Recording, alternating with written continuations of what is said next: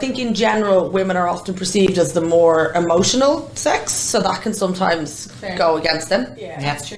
You generally have to put a bit of a tougher exterior to survive somewhat, particularly in, like, I would have had a hospitality background, so a lot of sort of general managers, head chefs and stuff like that were quite, let's say, charismatic male personas, and you kind of had to hold your own against that, which personally for me wouldn't be against my personality, but for a lot of women they tend to have that kind of, I suppose it's considered that they're the more emotional, maybe gentle, caregiving gender.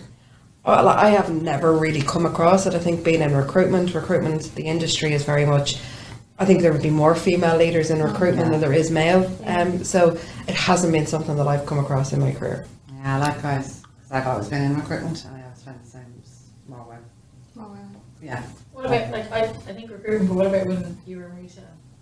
Yeah, no, I was actually thinking about this, and I mean, I've been in a few different companies, and previous to recruitment, I would have been in retail, and the first company that I joined was all male, so I was actually the first woman that they employed, and it was fantastic because they wanted, I suppose, kind of the warmer side of somebody coming into their business and looking at their visuals, looking at the commercials, and working around the people side of things, which they never had before.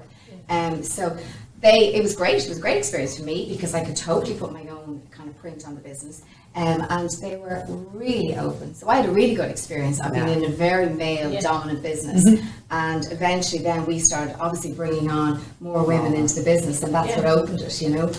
So yeah, I was, and then the second company that I was in had a very strong retail director. So she was now unstoppable. I mean, she was amazing to work for.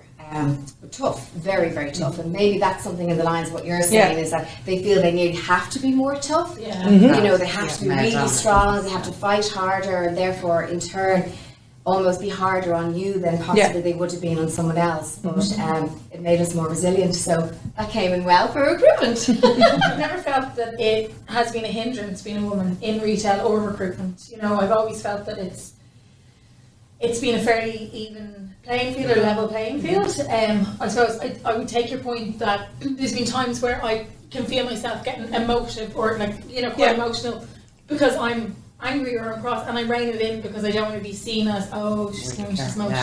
You know, and I don't know if it's a bad thing, but it is something I'm aware of. But it's I've never been called out on it because it's never going to escalate. But it is something I'm aware of. So yeah, there is. No, it would be the same, and I think in certain ways, kind of to what you're saying when he was completely male dominated, that it would be a lot better if there was a realisation that both sides of the personality can be quite good.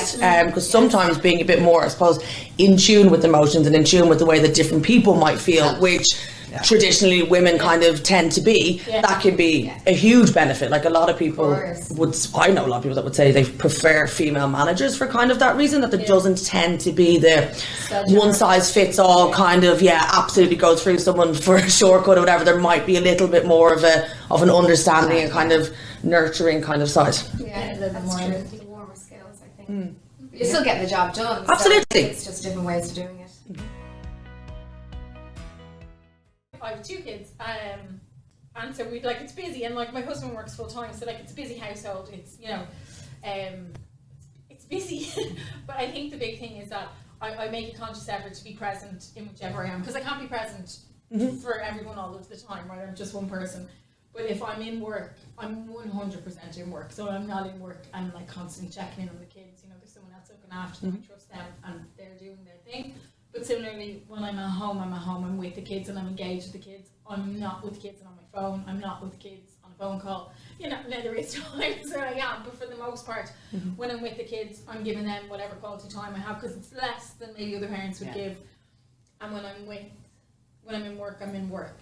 But I think the biggest, I suppose, most interesting thing is that my husband doesn't have this guilt that I have. So, you know, I would work a couple nights late a week because it suits our schedule, and I can drop and I can do breakfast with the kids, and then I don't see them that night, and I feel, you know, God, I feel really bad. I miss bedtime, I miss stories. And my husband's like, but why? Like, you saw them this morning. It's not like he doesn't have the same level of guilt. So that's probably the piece that I struggle with balancing the two, because it doesn't matter which way I do it. I feel guilty. I feel like I should have done more in work this week, or I should have spent more time with the kids, or both. Even though I'm just doing my best, and I'm I would agree completely. So I have a 3-year-old daughter, and it is that balance of the guilt on both sides, in work and at home. I suppose in recruitment as well, it is a pretty full-on role. So it's about being able, you need to give both everything. And very much like you, weekends is my time with Eva, you know, and that it does help the guilt, but it's, you know, things where they're sick and you have to go off to work, and even though, you know, I'm lucky that Eva's minded by family, you still feel guilty when you have to go and you have to leave and you have to come into work and they're at home sick, or, you know, if you're missing something like a school play or different things like that, but you can't go to everything. You do obviously go to all the important, as many important things as you can, but you can't be there for everything, and that's hard. I think it's about kind of picking your battles as well, you know, that's the way. And so some things you have to kind of judge, okay, it's really important that, you know, I do this project in work, or I do this client visit, and so that means I won't see the kids today. But similarly, like last week, we had a photo shoot in here. Mason, my 8-year-old, came to me. He was like, he had a science fair and he got picked to do something. He was so excited, and he asked me, could I go? And I was like, I really can't, I'm really busy. But because I knew it was really important, I flew back during the day to go to it and come back. And he was so thrilled when he saw me. I was like, that was a really good call. But then it means, you know, you find those hours to work somewhere else. I'm sure I missed something else, but you know, you pick and choose what is really important to either work or family in the moment. Exactly. So it's about making choices. As someone who doesn't have kids, it's interesting to look at it from, say, a management perspective. We have a fairly flexible kind of working environment, but I would notice it's far more the females that rely on the flexibility, and there's probably just as many male parents as there are female parents within my team. But I would very rarely have the guys saying to me, can I work from home because X, Y, Z? But a lot more often there would be the mothers that are definitely saying like, oh listen, these days I have to work from home, or can't stay late this evening, will be in late in the morning for exactly what you're saying, there's something I have to go to at the school. Like, so that's just an interesting one to see it from that perspective as well, that it does still seem to be the kind of that guilt and juggle. The juggling bit seems to fall on females still a lot more than it kind of does on males, and in terms of requesting the work from home or the flexible hours or whatever it might be. It's certainly female dominant, I think. It's really interesting in our house when my oldest kid now was, when he was small, his first time being sick, and I was back at work, and I took the first day off and I stayed home because he's sick, and that was fine. And then the next day he was sick, and I'd been up most of the night with him, but I got up and I got dressed, and my husband was like, what are you doing? I was like, I'm going to work. He's like, but he's sick. I was like, yes, but I did yesterday, bye-bye. And he was so shocked, and we've always done 50-50, so like within reason, but we've always done 50-50 in the house. But his own company find it very strange that he would ring and say, my kid's sick today, my wife's doing tomorrow, she has something on today. I'm like, he has to justify why it's him, whereas I've never had to justify. I was going to say, I don't think I've ever had any of the guys ring and say, I can't come into work today because my kid is sick. But even on, like, in the last week, I think, between, like, Jenny's been off, Sarah's been off, Dagmar's been off, they've all got quite young kids. And it wouldn't be an issue regardless of who rings in, it just doesn't ever seem to be the male counterpart. Absolutely not. No, James was shocked. He hadn't, I don't think he thought that part through until I was like, no, you do half. He's half your kid. He's like, no, and he was fine about it. But when you want to explain it logically, you're like, of course, but just naturally, you're just thinking, And then obviously his mum got involved, so now she does his turn. It was Joanne. Sorry, Joanne. We all got through it. I think there's definitely certain aspects of it because everyone's different, and you can't. There's times you feel you actually can't get out of bed, you can't move. It's very debilitating. And do you feel it's something that's brought up enough? Do you think it's talked about enough? Do you think? Did you feel like you the only person going through it? Yeah, it's because there's nothing. Outward, there's nothing but inside, physically, emotionally, like hormonally, like everything.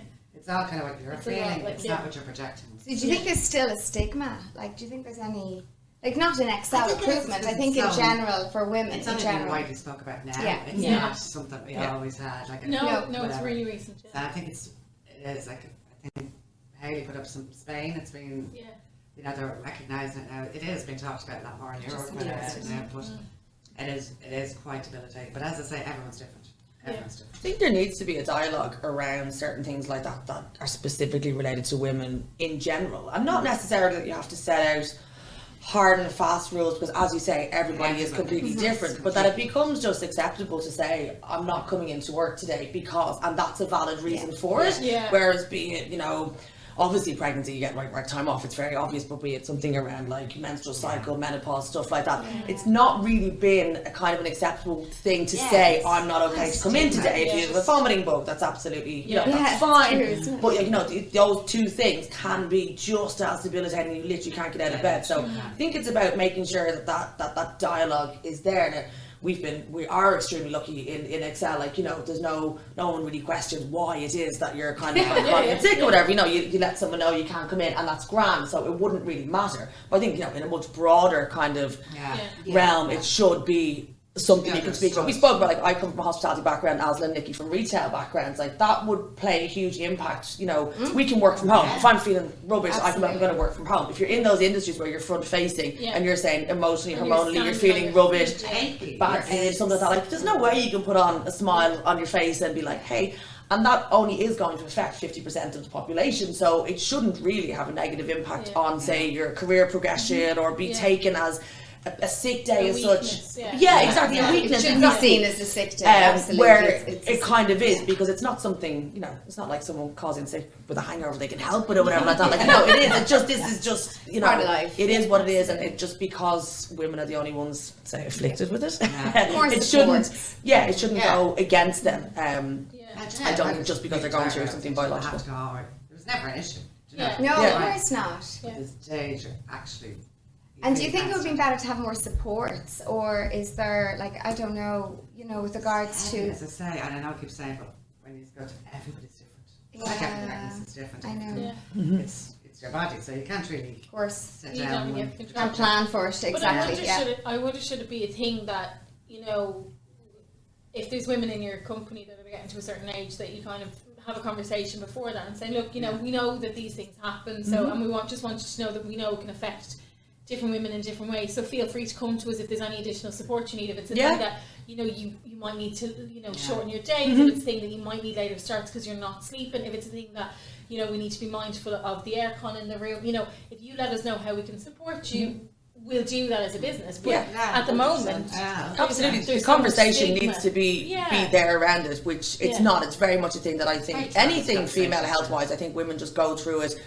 They talk to their girlfriends about it, but in terms of everything else, they go through it by themselves, like, and it's not kind of opened up. It's very much like, oh, that's just women's issues. And they don't want to, they don't want to be seen emotional. They don't want to be seen weak. You know, whereas, you know, if my husband sneezes, I lie down, and, you know, and like ring a spell, you know, whereas we're like, no, we're fine. Exactly. I'm delirious with the pain, but it's grand. It's grand. But it is important to remember that it can, like, menopause isn't just at a certain, like, an older age. It's like it's 35, onwards. Like, so I think it's just been having more information around that, so everybody appreciates that we don't know what anyone's going through, and I think it's as a company we all have to be.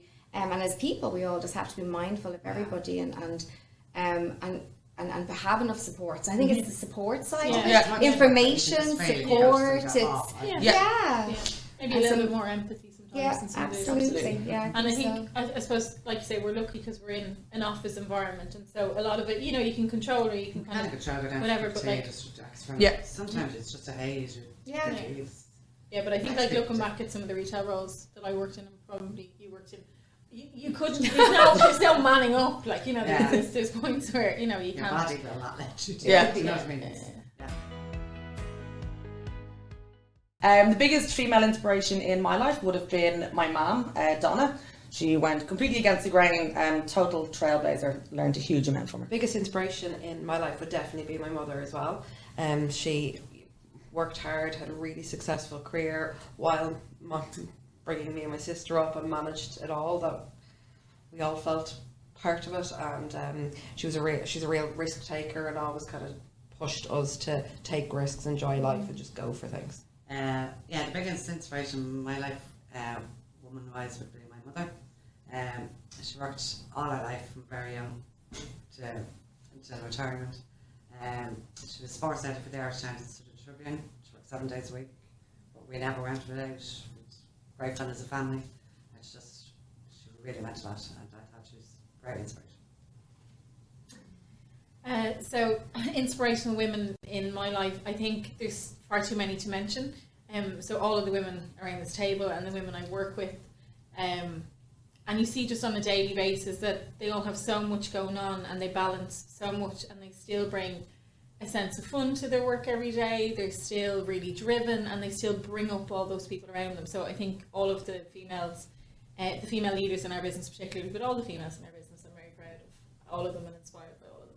Oh, that's lovely. Yeah, that's Very nice. I was going to say, I think the most inspirational lady in my life would have been my mother-in-law, and she is an amazing woman and always was, you know, and like that, just full of life, but always push you to do everything. There was never any wrong. It was just go for it. So what else can happen? You're only here once, do it.